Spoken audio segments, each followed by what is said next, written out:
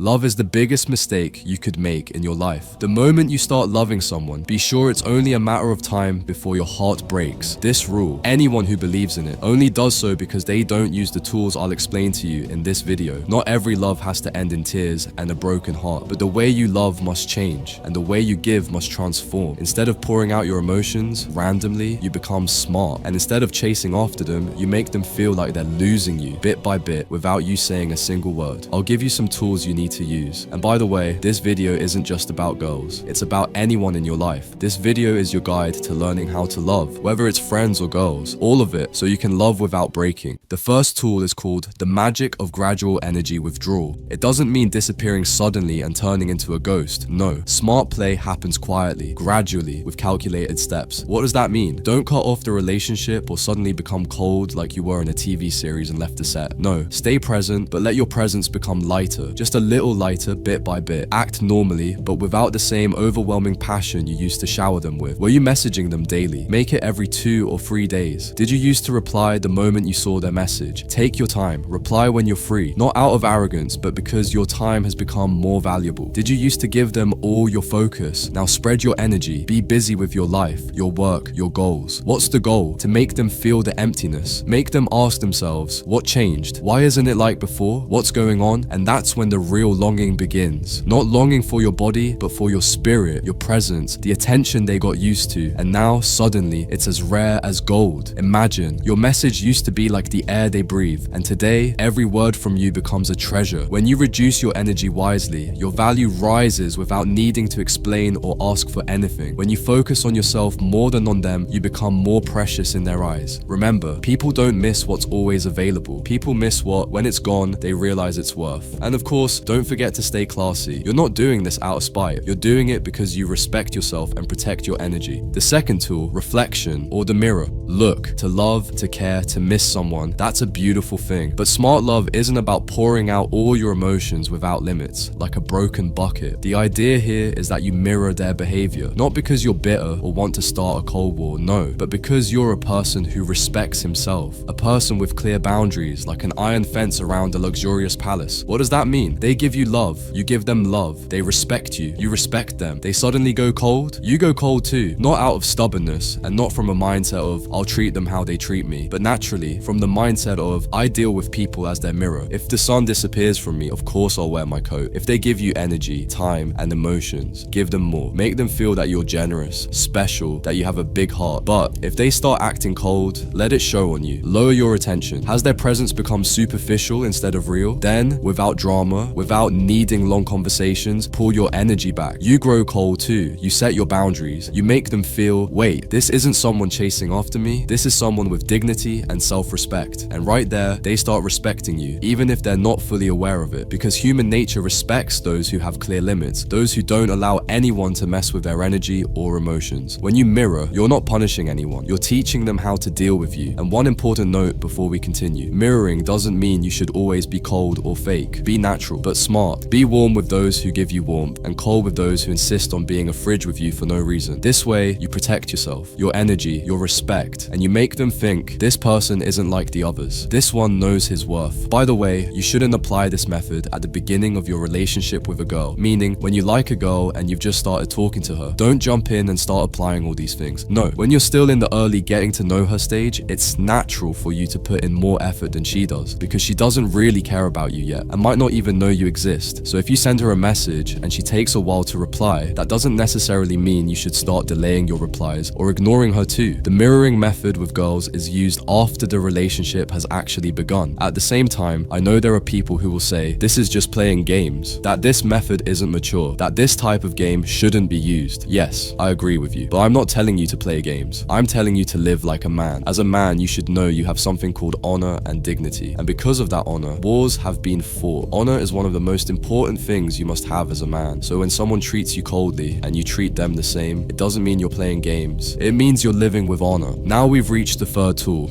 Calculated mystery. Not everything needs to be said, and not every little detail of your day needs to be shared as if you're live streaming 24/7. Do you know what the problem is today? Many people think that if they share every minute of their life, they will become closer to the person they love. But the shock, excessive closeness without boundaries kills attraction completely. Mystery doesn't mean being a locked book chained shut. Real mystery is making the person in front of you eager to know more, making them feel they don't completely have you, like they're trying to solve a complex, enjoyable puzzle. How do you apply this? Talk about your day? Yes, that's fine, but give them 30% of the story and leave 70% to their imagination. Mention that you were busy with something nice without dragging them into every detail. It's okay to say, my day was beautiful, some great things happened, that's all. Then go silent. Let them burn from the inside. What happened? Who was he with? Where did he go? Why is he so happy? Why is he so calm? Because human nature, when it feels it doesn't fully understand you, becomes more drawn to you. Mystery becomes a magnet that makes them think of you, miss you, imagine you, more than if you laid your whole life out in front of them like an open, boring book. When you're a little mysterious, you give yourself added value, you protect your energy, and you don't make your entire day exposed to everyone. Be like the ocean. From above, it looks calm and simple, but beneath the surface, it's full of secrets and worlds only known by those who dive deep. And remember, mystery isn't an act. Mystery is an art. The art of being honest, but not fully exposed. By the way, the art of mystery is one of the main topics I covered in my online course. You'll find a link in the description if you want to discover a proven psychological weapon that can help you attract any girl you want. And after mastering calculated mystery, we now come to the blow that shatters all pride and ego in the person in front of you. Tool number 4, planting the fear of loss. Look, people by nature aren't afraid to love, they're afraid to lose. The fear of loss is 1,000 times stronger than the desire for something new. That's why you must plant this feeling in their heart, but quietly. How? Not by becoming cold or distant all of a sudden and ruining everything. No, this requires intelligence. First, make them feel that you're not always available. Don't be online 24/7 ready to reply, and don't make your entire life hang in suspense waiting for a message from them. Be busy, be alive, have things in your life that matter more than them. And it's not enough to say you're busy, you need to actually live. Go out with your friends, try new things, travel if you can, build yourself more and more, and let them see you happy, at peace, thriving even without them. And that's when something dangerous happens. They'll start feeling that you don't need them just to breathe. They'll begin to wonder silently, wait a second, he's happy, he's laughing, he's living his life without me, and they'll fall into an internal conflict. Me? What am I lacking without him? Could I actually lose him if I don't act fast? And right there, my friend, you've touched the deepest point in their mind and heart. Not with threats, not with drama, but simply by living your life without being stuck or tied to them. Let them understand, you are a beautiful addition to any life, but you are not a necessity that anyone should die for. Let them feel your presence is a blessing, not something guaranteed or taken for granted. And remember, we are not cruelly playing with people's emotions. We are raising our standards and living a life that deserves respect. And those who want to be part of it, they're welcome. And those who don't, we're already rising upward, and they'll stay down below regretting it. And after learning how to plant the fear of loss in a smart and elegant way, we now move to the 5th and final move that completes the psychological game quietly and gracefully. Competition-based motivation. Look, by nature, a human being wants to feel special and unique to the person they love. But sometimes they get too comfortable and forget that no, not everything is guaranteed. That's where the move of competition-based motivation comes in, but not in just any way. Not with teenage tactics or toxic jealousy, no, but with the mindset of grown-ups who understand themselves and the psychology of those in front of them. How do you apply it? You don't go out of your way to provoke or make them jealous in an immature way. On the contrary, be mature, be smart. Live your life surrounded by people who give you positive energy, people who love you, understand you, laugh with you, uplift you, inspire you. Talk about them naturally. Tell a story about a friend who said something that supported you, or a female friend who encouraged you in the new project, or a group of people who made you feel like you're someone who truly has value. Don't be heavy-handed. Don't try to anger or provoke the other person on purpose. No, we're sending indirect messages. I'm wanted, I'm loved. I can find someone who understands me if you can't, but we say it in an elegant way, like casually talking about everyday life. No obvious intention. Why is this move powerful? Because it triggers the two strongest emotions in a human being, the fear of losing something precious and the need for appreciation and possession. When they see that you're not just living, but thriving with people who open new doors for you, who respect you, they start to feel something inside. Wait, he doesn't lack love. There are people who love him and even hate that they can't have him. What if someone takes him from me tomorrow? And that's when they start to get motivated. They start reassessing things. They start to feel that if they keep treating you coldly, they're the one losing, not you. But be careful. Don't use this move for emotional blackmail or cheap games. Don't exaggerate or pretend you're some superstar everyone is chasing. Be natural, be real, but be the star of your own life. Be someone who loves with dignity, who doesn't beg, doesn't chase, doesn't settle for scraps. And the most important point, live your life, with or without them. Always be the excellent choice, never the available one. That's when you'll notice everyone around you, even those who once took you for granted, will start treating you like a treasure that's not easily reached. Imagine being the person whose very presence makes others feel fear just to keep you. You appear, and suddenly you're the prize everyone wishes to win. This is your new level, but only if you know how to use competition-based motivation wisely. And I'm here, the Dark Needle, teaching you how to love and be loved. Not randomly, but with a style that even the one who left you ends up wishing to come back. If you liked this message, let's continue the journey together. Subscribe, hit the bell, and focus with me. Stay grounded.